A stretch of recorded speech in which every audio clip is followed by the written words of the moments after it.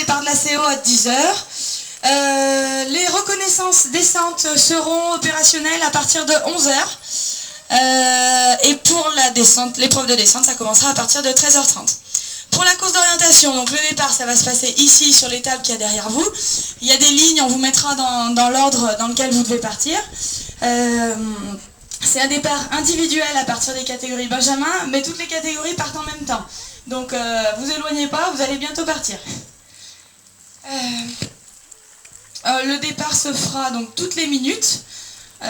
Dans l'ordre du retrait des plaques pour faire de manière assez aléatoire, pour éviter bon, que les jeunes des mêmes clubs se suivent.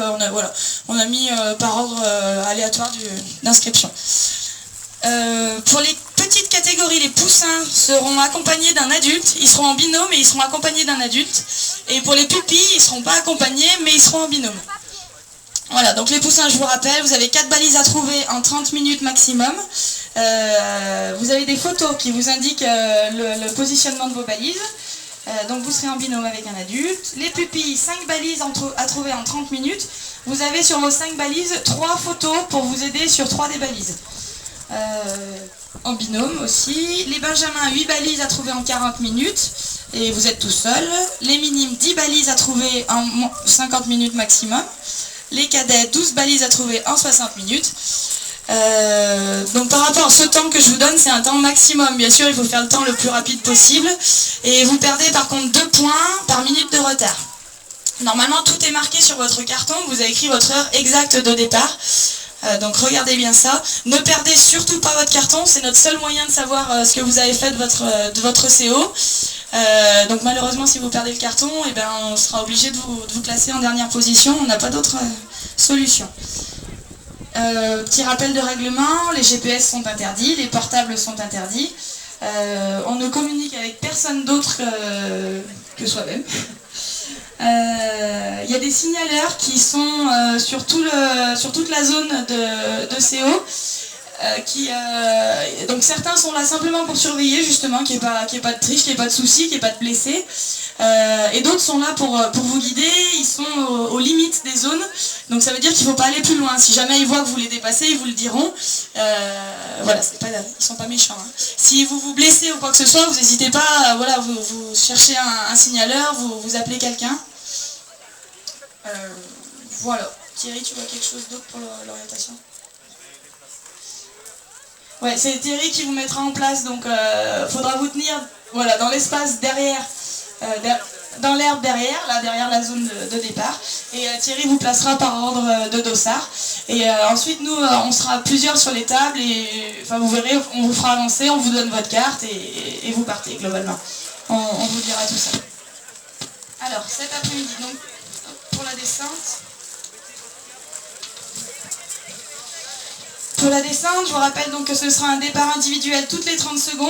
En fonction, pour la première manche, ce sera en fonction du numéro de dossard. Pour la deuxième manche, ce sera en fonction du classement de la première manche.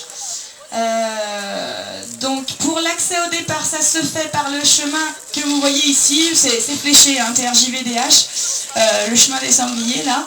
Les grands, vous montez jusqu'au chemin forestier, vous tournez sur la gauche, pareil, c'est fléché. Hein. Et les plus petits, il y a une bifurcation sur la gauche un petit peu plus tôt.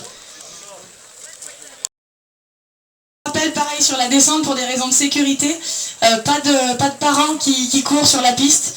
Vous pouvez accompagner vos petits si vous le voulez, mais pas sur la piste, en dehors de la piste. Pour la descente, je réinsiste, j'aurai peut-être pas l'occasion de vous le redire, il y a des écarts de niveau, il y en a qui sont plus forts que vous, moins forts que vous, donc c'est un départ toutes les 30 secondes, vous risquez de vous faire rattraper ou vous risquez de rattraper quelqu'un. C'est la course, c'est comme ça, à tous les niveaux de la descente, il n'y aura pas on ne remonte pas parce qu'on a été gêné.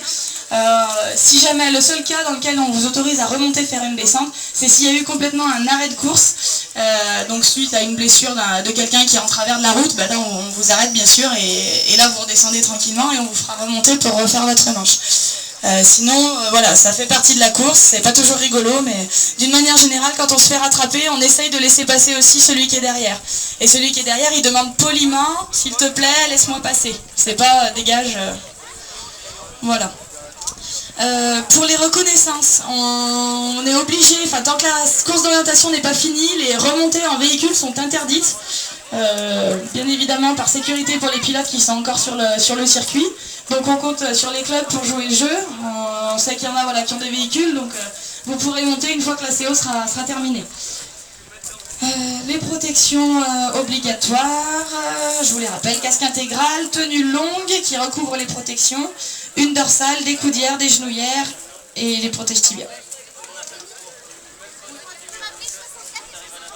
Dossard 64 et 69 sont appelés vers Michel, là, devant moi. Dossard 64 et 69. On vous rappelle, donc pour la DH, une reconnaissance minimum obligatoire à vélo, vous serez pointé. Donc il faut absolument que vous ayez fait votre dessin. On a du matériel de prêt, on remercie les clubs Pommier VTT et le Rock VTT qui nous ont prêté des protections. On a fait un petit parking à protection. Dès que vous rentrez de votre CO, ceux qui n'ont pas toutes les protections obligatoires, dès que vous rentrez de votre CO, vous prenez votre licence et vous allez vers Denis Drevet et Hugo Macias qui sont là-bas et qui vont essayer de distribuer les protections à tout le monde, sachant que si on n'a pas assez de protection, on sera obligé de faire des roulements et on vous reprendra les protections en bas de la descente et on sera obligé de les prêter à quelqu'un.